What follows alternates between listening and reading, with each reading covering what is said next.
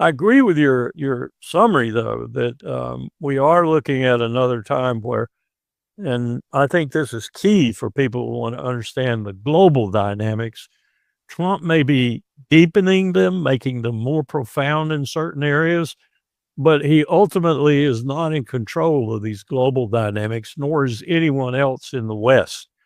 We can fight and push and so forth, like we're doing, Europe in particular, us in particular. But you can't control these dynamics because I think they're inexorable.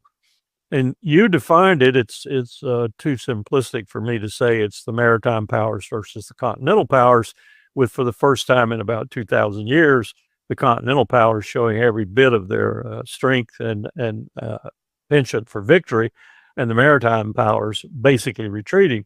And let me footnote that for just a second and say the very, very singular, quintessential example of this, the maritime powers retreating, is going to be when Iran sinks an aircraft carrier, or whoever does. Someone's going to.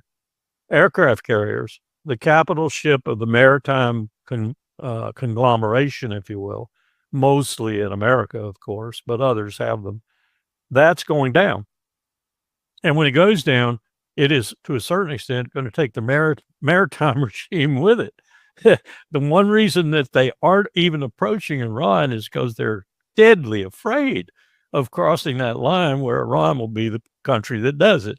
They're not Afghanistan. They're not Syria. They're not any of these countries you sail up to and send a few cruise missiles in and then say, see what I did?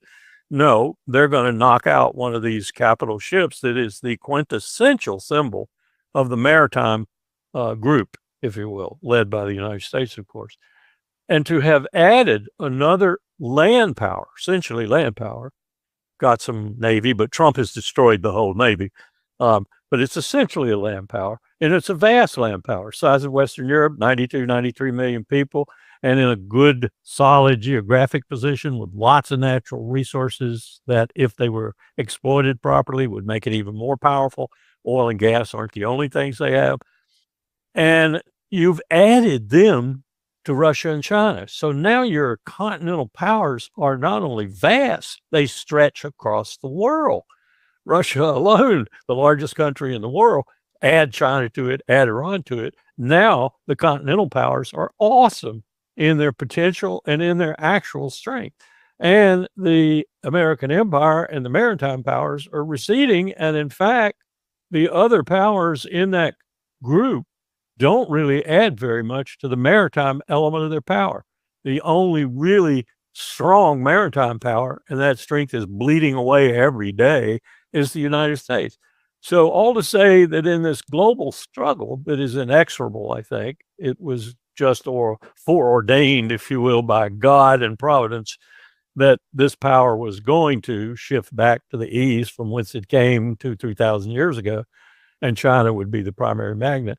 All of that is being contested, of course, but the contest now is bizarre.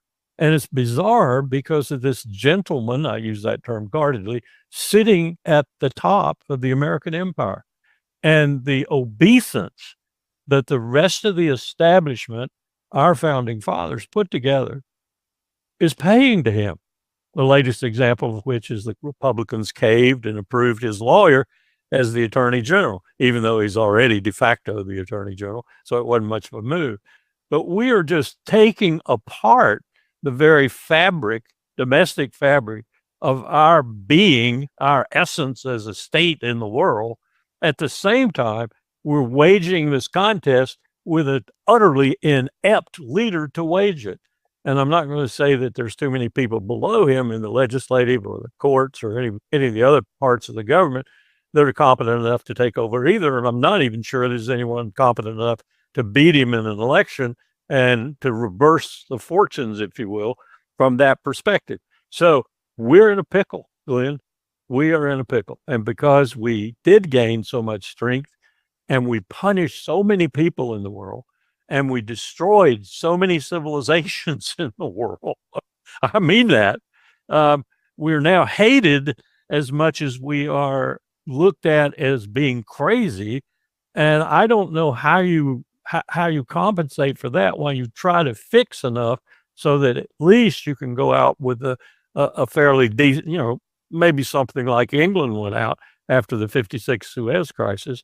Not a really good example, but nonetheless, it's the end of empire. England had started, Britain had started going down long before that.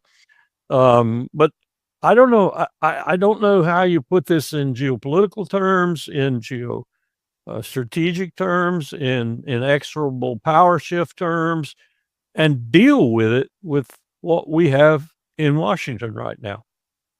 I don't know how you can take it apart.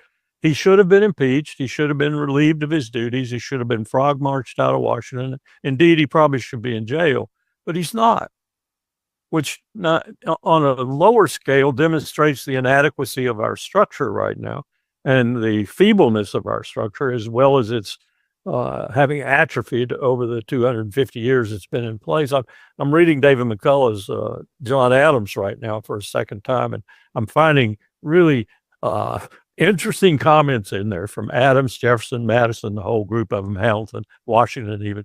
I'm finding interesting comments that I highlight and then draw a line out and write a little marginalia about how that applies to today.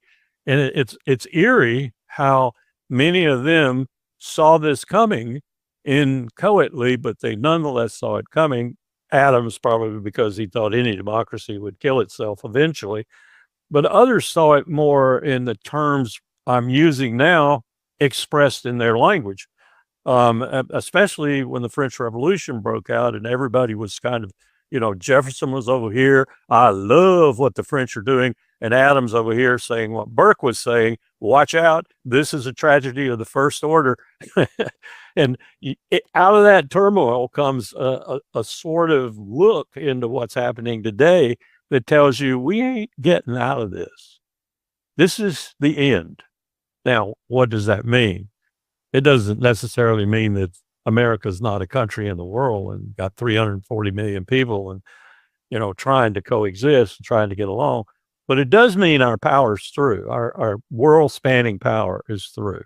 The question is, how do we deal with that in this short term that could be highly destructive, not only of ourselves, but others too, and get through it to a flat plane, if you will, that's reasonably accommodating of our reduced power and continue as a country. I don't know how we do that, Glenn, and that's really strange to be saying that at the age I am and coming to the end of my days and watching my country essentially commit suicide.